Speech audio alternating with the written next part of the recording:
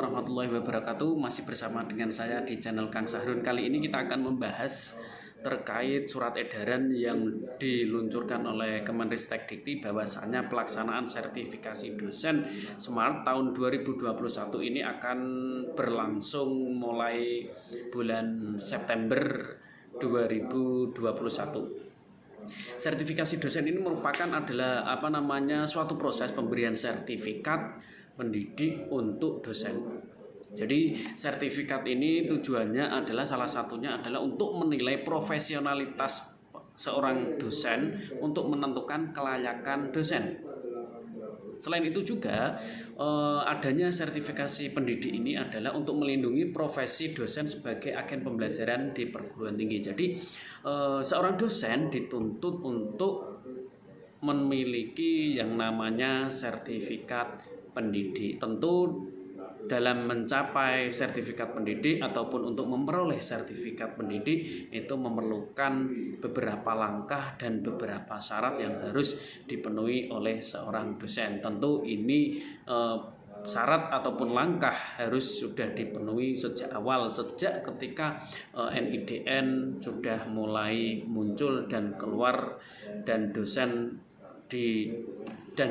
mendapatkan yang namanya nomor induk dosen nasional, dan nomor induk dosen nasional itu melekat pada diri dosen, dan itu merupakan salah satu syarat yang paling utama untuk melakukan ataupun mengikuti sertifikasi dosen. Oke, langsung saja mari kita bahas terkait surat edaran yang sudah beredar dari Kemenristek Dikti. Mari kita simak.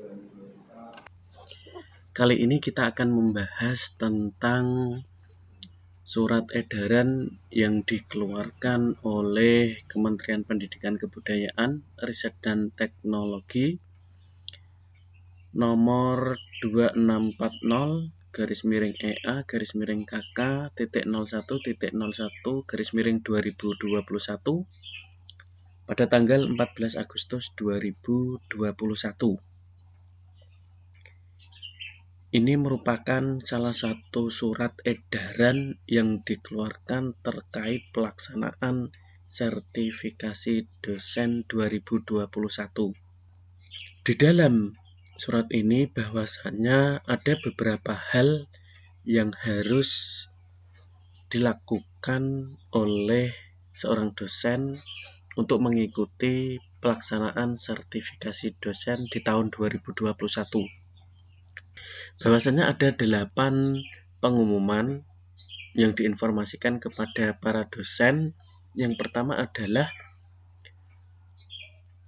pelaksanaan Serdos di tahun 2021 mengacu kepada keputusan Direktorat Jenderal Pendidikan Tinggi nomor 92/E/KPT/2021 tertanggal 1 Juli 2021 tentang pedoman operasional sertifikasi pendidik untuk dosen.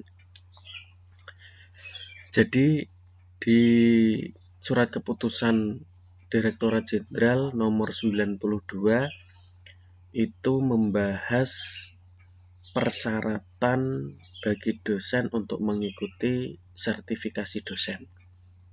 Jadi bisa dilihat Bapak Ibu untuk surat nomor 92.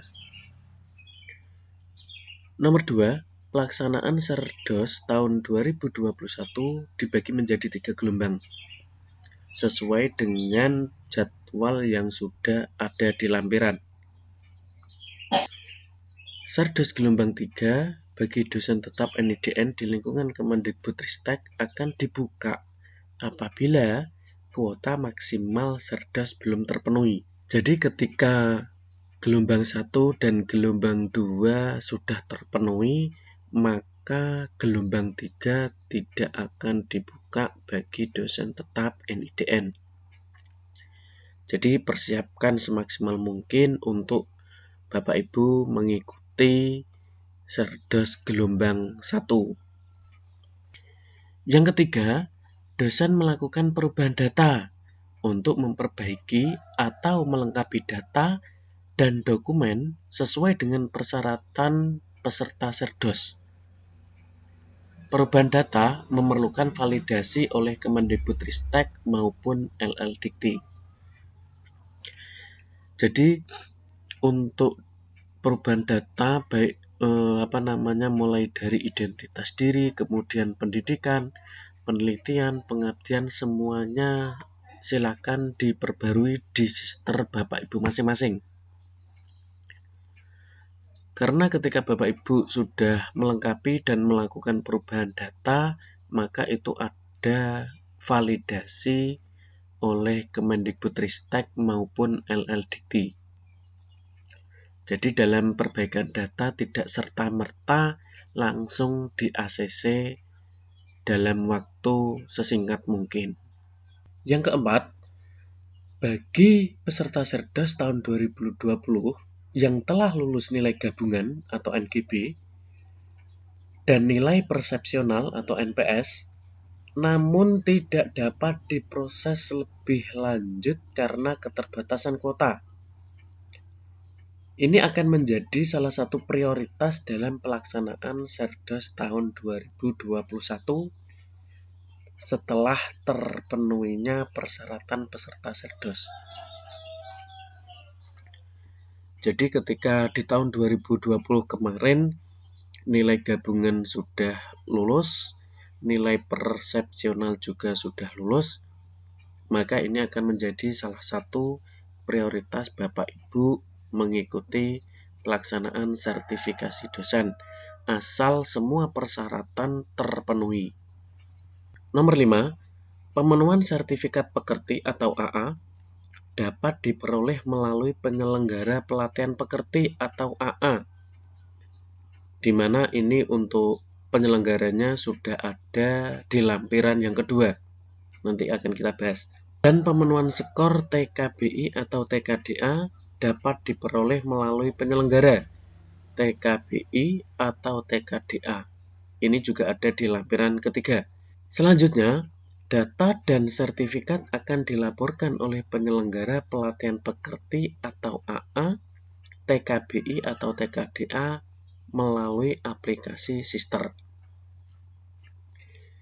Jadi Bapak Ibu harus benar-benar selalu melihat dan mengunjungi Sister Bapak Ibu masing-masing. Sekiranya ada data atau dokumen yang belum lengkap, maka Bapak Ibu harus melengkapi terlebih dahulu. Lebih-lebih TKBI atau TKDA, bahkan sertifikat pekerti ataupun AA, ini juga akan diupload melalui sister Bapak Ibu masing-masing. 6. Bagi dosen yang telah memiliki sertifikat pekerti atau AA dan atau skor TKBI atau TKDA memenuhi ambang batas skor. Jadi untuk TKBI ambang batas skornya adalah 477. Sedangkan TKDA ambang batasnya adalah 530. Jadi Bapak Ibu minimal harus mendapatkan nilai TKBI 477 dan TKDA 530. Kalau dikonversikan sesuai di buku sertifikasi dosen, itu dinilai 4. Jadi bisa dilihat di buku sertifikasi dosen. Semua sertifikat baik pekerti ataupun AA, TKBI ataupun TKDA itu harus diakui oleh penyelenggara. Jadi seluruh TKBI, sertifikat TKBI atau TKDA, baik sertifikat pekerti ataupun AA itu bisa diupload melalui aplikasi Sister yang dibatasi pada tanggal 27 Agustus 2021. Jika Bapak Ibu tidak mengupload, maka tidak akan divalidasi oleh Kemendikbudristek.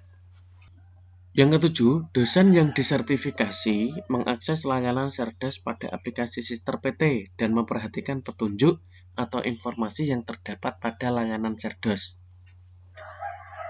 Penyusunan pernyataan diri dosen dalam unjuk kerja Tridharma Perguruan Tinggi atau PDD UKT PT didukung bukti yang terdapat pada portofolio dosen yang disertifikasi di aplikasi Sister PT.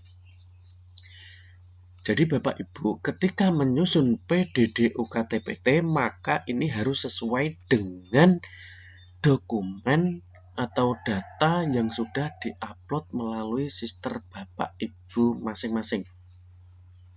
Tidak ada plagiat, tidak ada tulisan orang lain yang diakui oleh Bapak Ibu. Jadi ini murni semua berkas ataupun dokumen yang Bapak Ibu akan susun menjadi pernyataan diri dosen dalam unjuk kerja Tridharma Perguruan Tinggi. Jadi jangan sampai di dokumen itu tidak ada buktinya. Usahakan semuanya terdapat bukti yang bisa dipertanggungjawabkan.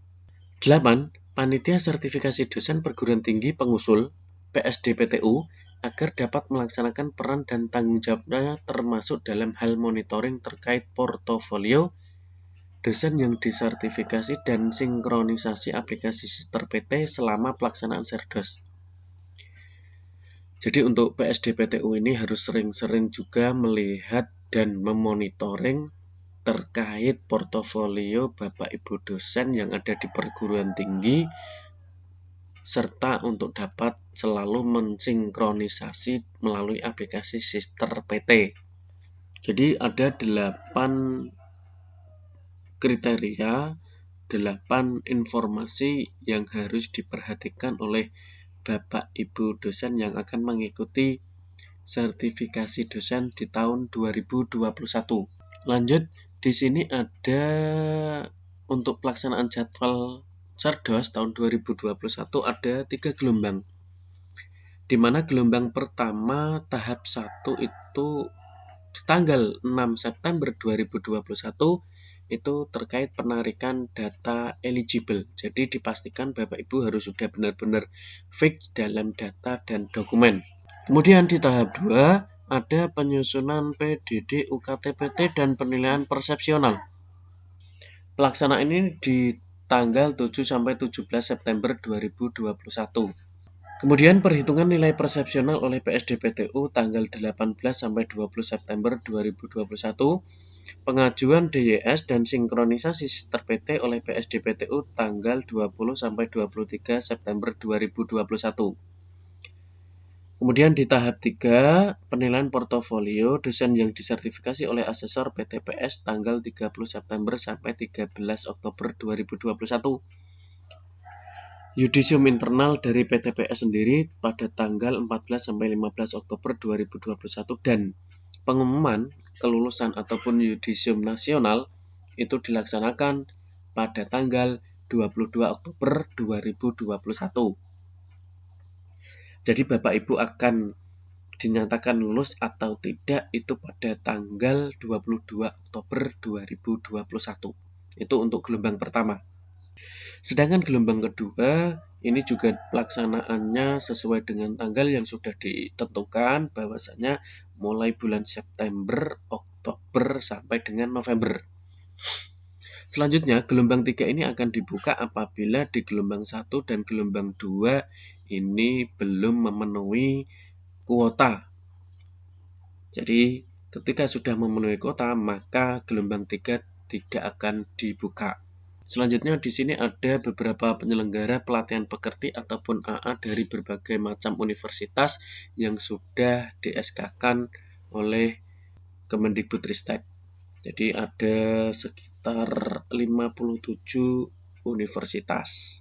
Selanjutnya ada universitas penyelenggara TKBI ataupun TKDA, yaitu ada Universitas Airlangga, Universitas Gadjah Mada, Universitas Indonesia, Universitas Pajajaran, Universitas Muhammadiyah Malang, Universitas 11 Maret, Institut Teknologi Bandung, Universitas Negeri Yogyakarta, Universitas Pendidikan Indonesia, Teflin, dan HIMSI. Ini adalah penyelenggara TKBI ataupun TKDA yang diakui oleh Direktur Sumber Daya Kemendikbudristek Dikti. Oke, tadi beberapa informasi terkait surat edaran yang sudah diterima oleh Bapak Ibu dosen, dan mudah-mudahan Bapak Ibu bisa mengikuti pelaksanaan sertifikasi dosen dengan ketentuan yang sudah berlaku, dan mudah-mudahan Bapak Ibu bisa mengikuti dan lolos sertifikasi dosen di tahun 2021. Terima kasih, sekian. Assalamualaikum warahmatullahi wabarakatuh.